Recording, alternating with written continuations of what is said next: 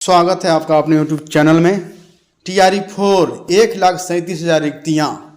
बिहार शिक्षा विभाग के SC ST धारक ने शिक्षक भर्ती से संबंधित महत्वपूर्ण अपडेट दिए हैं। अभी तक चैनल को आपने सब्सक्राइब नहीं किया तो सब्सक्राइब कीजिए, लाइक कीजिए, कमेंट कीजिए, शेयर कीजिए। बिहार के शिक्षा विभाग के प्रधान सचिव डॉक्टर S सिद्धार्थ ने हाल ही में शिक्षक भर्ती से संबंधित महत्वपूर्ण अपडेट दिए हैं। उन्होंने बताया कि TRE-4 के लिए 1,37,000 रिक्तियाँ निकलने वाली है। इससे बहुत बड़ी खबर है, इससे बहुत सारे अभ्यर्थियों का कल्याण होगा। आप लोग तैयारी में लग जाइए। NIO से 18 माह का DLED bad diploma supreme court ने कहा है कि NIO से जो लोग ट्रेनिंग किए हैं 18 महीने का, उन लोगों का मान हो गया, यानी कि वो लोग ट्रेंड हैं, उन लोगों को अब कोई दिक्कत नहीं होगी। TRE-4 में उन लोगों की बहाली होगी। सीटेट आप लोग अगर पास करनी है तो आप तैयारी में लग जाइए TRE-4 के लिए। इसलिए कि आपके जो है S सिद्धार्थ जी ने कहा है कि 1,37,000 की बहाली होगी, तो इसमें आप लोग लग जाइए। ये सुप्रीम कोर्ट हाई कोर्ट मतलब सुप्रीम कोर्ट ने इस 18 महीने के DLED को रोका था, तो फिर इसको अब ओके कर दिया, यानी कि अब ये वैध हो गया। अब इस पर बहाली आपको हो जाएगी, अब कोई दिक्कत नहीं है। अब परीक्षा का कोई समय फिक्स नहीं, आने वाले वैकेंसी को देखते हुए परीक्षा की तिथि होगी घोषणा।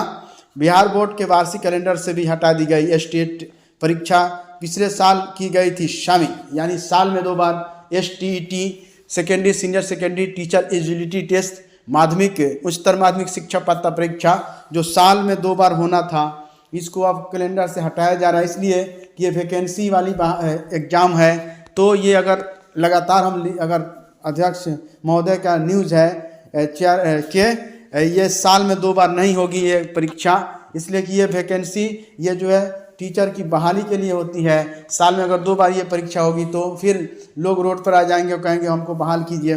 तो इसको देखते हुए इन्होंने ये वार्षिक कैलेंडर को हटा दिया है और कहा है कि अब साल में 2 बार ये एग्ज़ाम नहीं होगा, यानी कि ये रिक्ति के हिसाब से स्टेट की परीक्षा ली जाएगी। अभी तो 2 बार हो चुकी है ना, दोनों का रिजल्ट भी आ चुका है। इस संबंध में अध्यक्ष आनंद किशोर ने कहा कि अब स्टेट परीक्षा वर्ष में 2 बार नहीं होगी, न ही परीक्षा का कोई तय सीमा फिक्स होगा, चूंकि उक्त परीक्षा सीधे नौकरी से जुड़ी है और राज्य सरकार के द्वारा आने वाली शिक्षकों की वैकेंसी को देखते हुए कराई जाती है। तीसरे चरण की शिक्षक नियुक्ति प्रक्रिया के बाद आगे स्टेट परीक्षा की घोषणा उसी के अनुसार की जाएगी। शिक्षक नियुक्ति प्रक्रिया समाप्ति के बाद शिक्षा विभाग द्वारा शिक्षकों की स्वीकृत पदों का आकलन किया जाएगा। इसके बाद ही अगली स्टेट परीक्षा की तिथि पर शिक्षा विभाग द्वारा निर्णय लिया जाएगा। शिक्षा विभाग जैसा निर्देश करेगी वैसा बिहार बोर्ड द्वारा अनुपालन किया जाएगा। जब भी बोर्ड की परीक्षा कराने का दायित्व दिया जाएगा, बोर्ड परीक्षा कराकर परीक्षाफल जारी कर देगी। पर फिलहाल इस संबंध में कोई दिशा निर्देश नहीं है। बताते चलें कि हर वर्ष करीब 35,000 विद्यार्थी BEd करते हैं। स्टेट की परीक्षा इस वर्ष 29 मई तक पेपर 1 परीक्षा 11 से 20 जून के बीच पेपर 2 की परीक्षा हुई थी।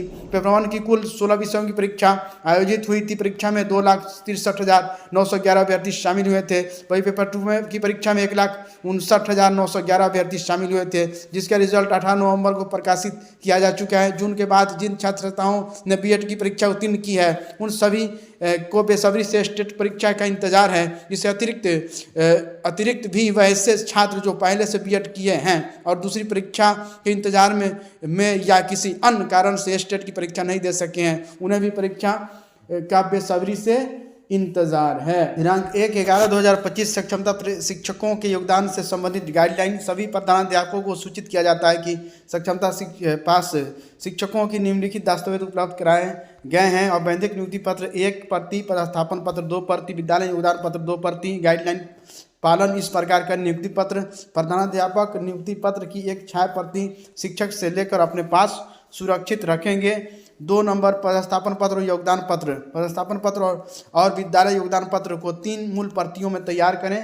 प्रतियों का वितरण इस प्रकार होगा: 1 सेट शिक्षक के पास, 1 सेट प्रधानाध्यापक के पास, 1 सेट जिला कार्यालय को भेजा जाएगा। तीसरा नंबर है जिला कार्यालय में भेजा जाएगा। प्रधानाध्यापक BRC ब्लॉक रिसोर्स सेंटर में पदस्थापन और योगदान पत्र 1 सेट जमा करेंगे। चौथा नंबर हस्ताक्षर और मुहर, विद्यालय योगदान पत्र पर प्रधानाध्यापक के मूल हस्ताक्षर और मुहर अनिवार्य है। Thank you friends. शिक्षा रोजगार से जुड़ी बड़ी खबरों के लिए चैनल को सब्सक्राइब कीजिए, लाइक कीजिए, कमेंट कीजिए, शेयर कीजिए।